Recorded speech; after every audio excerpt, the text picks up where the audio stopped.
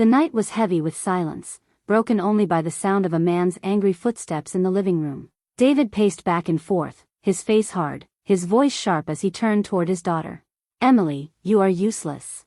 I don't know why I waste my time on you. Other men's daughters bring pride to their families, but you bring shame."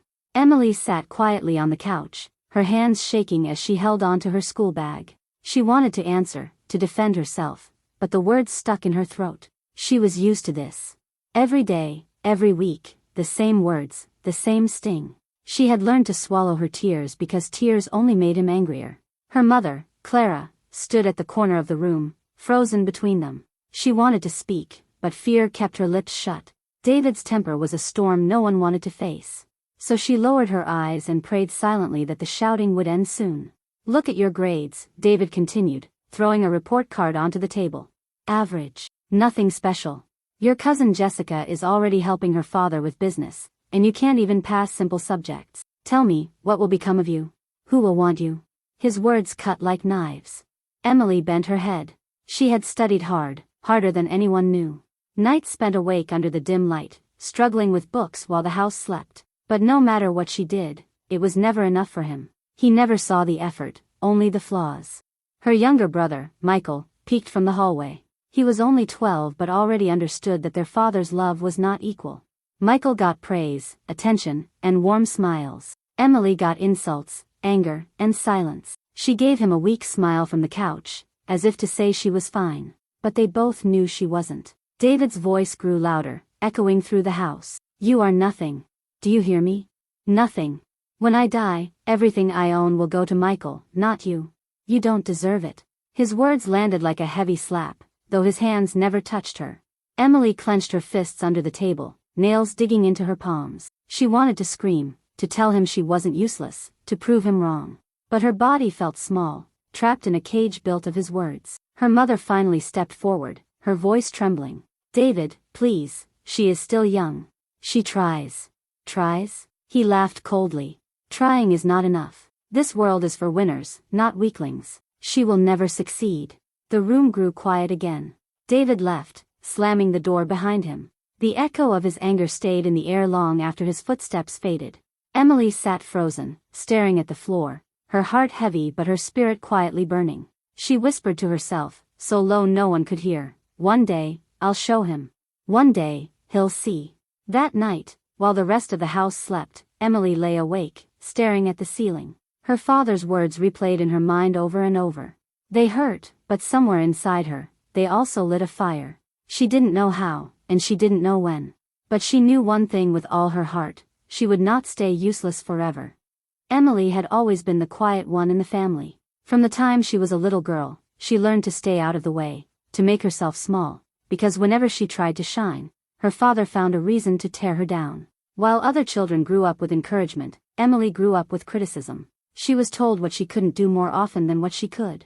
Slowly, she began to believe it. Her father, David, was a man who believed strength and success were everything. He had grown up poor, fighting his way through life until he built his small construction company from scratch. He carried that pride like a crown, but it also made him harsh. To him, love was not soft, it was tough. He believed insults would push his children to do better. But what he never realized was that his words left deep scars. Emily's mother, Clara, was the opposite of her husband. She was gentle, soft-spoken, and deeply caring. She wanted to protect her daughter, but she felt powerless against David's loud voice and strong personality. Clara knew her husband loved Emily in his own way, but the way he showed it was destroying her. Many nights, Clara held Emily in her arms when no one was watching, whispering that she was not useless, that she had worth. But Emily always wondered why her mother's words disappeared the moment her father entered the room. Then there was Michael, Emily's younger brother. He was smart, playful, and full of charm, the kind of boy people liked instantly. Teachers praised him, neighbors admired him, and David held him up as the pride of the family. Michael cared about his sister, but he was too young to fight for her. Whenever their father shouted at Emily, Michael would sit quietly, afraid to get involved. He loved her in silence, but silence did little to ease her pain. In school, Emily was just an average student. Not the brightest, not the worst. She worked hard, but no matter how much she studied, the results were never enough to satisfy her father's expectations. Teachers noticed she was shy, often sitting at the back of the class, rarely raising her hand. She had ideas, dreams even, but she kept them locked inside, afraid of being laughed at or dismissed. What hurt the most was not her average grades, it was the constant comparison. At family gatherings, relatives would praise Jessica, her cousin, for winning competitions or helping in her father's shop. Then, they would turn to Emily with a polite smile and ask, "And you? What do you do?" She never had an answer. She would force a small smile while her father looked away in disappointment. The house itself carried the weight of unspoken rules. When David was home, everyone walked carefully, choosing their words with caution. Dinner was often quiet, except for David's questions about Michael's schoolwork or Clara's day. Emily sat there, invisible. She tried to eat quickly, hoping the meal would end before her father decided to pick on her again. Yet, in the quiet moments when no one was watching, Emily had her own world. She loved drawing. Her notebooks were filled with sketches of faces, hands, and eyes. She found comfort in art, in creating something beautiful from nothing. But she never showed her father. She was certain he would dismiss it as another useless hobby. So, her secret stayed hidden in her school bag, folded between assignments and books. Every day felt like a test of patience, of endurance, of how long she could keep holding her breath in a house that rarely allowed her to breathe. Still, a small voice inside her refused to die. She wanted to prove she was more than her father's cruel words. She wanted to stand tall, to make him see her, to finally be worthy of his respect, or at least, to stop being crushed under his disappointment.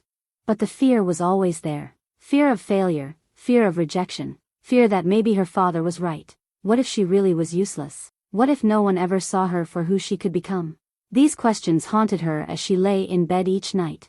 The more her father ignored her, the more she promised herself that one day, she would do something to change his mind. The problem was, she had no idea what that something could be. For now, she lived in the shadow of her brother, in the silence of her mother, and in the storm of her father's anger.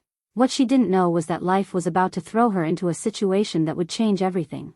The world would soon demand from her the very strength her father believed she didn't have. And when that moment came, Emily's hidden fire would either burn out completely, or light up so brightly that no one could ever call her useless again. It happened on a hot afternoon when Emily came home from school, tired and sweaty. She walked into the house and froze at the sound of voices. Her father was sitting in the living room with two of his business friends. Papers were spread across the table, and they were laughing loudly. Emily tried to slip past them quietly, but David's voice stopped her. "Come here, Emily," he called, his tone sharp. Her heart sank. She walked slowly toward him, clutching her school bag. David pointed at her like she was an object on display. "This is my daughter. She's useless. Can't even bring home good grades. I tell you, I wasted money sending her to school." The men laughed, one of them shaking his head. "Ah, David, you are too harsh. She's just a child." But David leaned back in his chair, proud of his own cruelty. "No, no. A child who brings no value is a burden. She'll never be anything in life." Emily stood there, frozen. She wanted the floor to swallow her. It wasn't just inside the family anymore. Her father was humiliating her in front of strangers. She felt her face burn with shame, her throat tight with anger. When the men finally left, Emily gathered her courage. "Dad, why did you say that? Why would you talk about me like that in front of people?" David turned on her, his face dark. "Because it's the truth. You are a disappointment, Emily. And do you know what? I've decided something. You won't be going to university. It's a waste of money. That money will go to Michael's future, not yours." Her mother gasped. "David, no. That's not fair." "Enough, Clara," he shouted, cutting her off. "I will not throw away good money on a girl who can't even prove herself. Michael has potential. Emily does not. It's final." Emily felt like the air had been sucked out of the room. Her dreams, her efforts, everything she had fought for in silence, it was all crushed in one sentence. Her eyes filled with tears, but this time she didn't stay quiet. "Dad, you're wrong," she said softly, her voice shaking but firm. "I'm not useless." David's face twisted in anger. He raised his hand and slapped her across the face. The sound echoed in the room, shocking even her mother. Clara rushed to Emily's side, holding her protectively. "David, how could you?" she cried. But David only shook his head. "Maybe now she'll learn her place." Emily touched her cheek, her heart pounding. The sting of his hand was nothing compared to the pain in her chest. For the first time, she realized that if she didn't take control of her own life, Her father would destroy every dream she had. That night, lying in bed with tears soaking her pillow, Emily made a decision. She would not let his words, his anger, or his slap define her. She would find a way to prove him wrong, even if it meant standing alone. After the slap, nothing was the same in the house. Emily stopped trying to speak to her father. She moved around quietly, avoiding him as much as she could. Every time she heard his footsteps, her chest tightened. She no longer expected kindness. She only braced herself for more hurt. But what broke her the most was the silence that followed. Her mother, Clara, still comforted her in whispers late at night, but in front of David, she said nothing. Michael, her younger brother, tried to lighten the mood with jokes or silly stories, but Emily saw the way he stayed close to their father. The bond between them grew stronger while the distance between her and everyone else grew wider. At school, Emily felt the weight of everything pressing on her. She sat in class, staring at her books but unable to focus. Her friends noticed her quietness, but when they asked, she forced a smile and said she was fine. Inside, she was drowning. The shame of her father's words in front of strangers still burned. She wanted to fight back, but she had no weapons, no voice strong enough to cut through his anger. One evening, the situation reached another breaking point. David called the family into the living room. He had papers spread across the table again. "I've decided," he announced firmly. "The money I've been saving will go into Michael's future. He'll go to the best schools. Emily, you will stay here and help your mother. That is your role." Emily felt her chest tighten.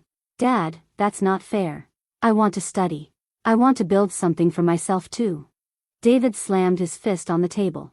"Enough. You will not waste my money.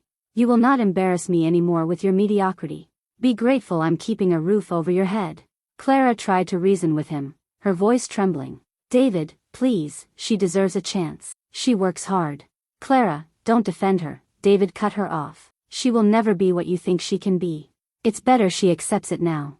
Emily's eyes filled with tears, but she refused to cry in front of him. She stood there, shaking, while Michael stayed quiet in the corner, his eyes darting between them. For the first time, Emily felt betrayed by her own brother too. He didn't speak up for her, didn't say a single word to defend her. He just looked away. That night, Emily sat alone in her room, staring at her drawings hidden under her books. She thought about burning them, tearing them to pieces. What was the point of dreaming when no one believed in her? Yet, as her fingers traced the lines of her sketches, she realized those drawings were the only place where she felt free. They were proof that there was still something inside her worth saving. The more her father pushed her down, the more a quiet fire grew in her. It wasn't loud, and it wasn't bright yet, but it was there. His betrayal, his rejection, his cruelty, it all fueled her in a way even she didn't fully understand. The breaking point came one Saturday evening when the whole family gathered for dinner. The table was quiet, except for the sound of spoons hitting plates. David was in one of his usual moods, praising Michael for winning a school debate while ignoring Emily completely. But this time, Emily could not stay silent. "Dad," she said suddenly, her voice low but steady, "I want to show you something." David frowned. "Show me what? Another poor report card?" Emily swallowed hard and pulled out a folder she had kept hidden under her bed. Inside were her drawings, carefully made over months. Portraits, designs, sketches, pages filled with her talent. She placed them on the table, her hands trembling. "I've been working on these," she said, her eyes fixed on him. "Art is what I love. This is what I'm good at." David glanced at the papers and scoffed. "This? Scribbles on paper? Do you think this will put food on the table? Do you think anyone cares about this nonsense?" Emily felt her chest tighten, but before she could reply, Michael leaned forward. "Dad, wait. She's good. Really good.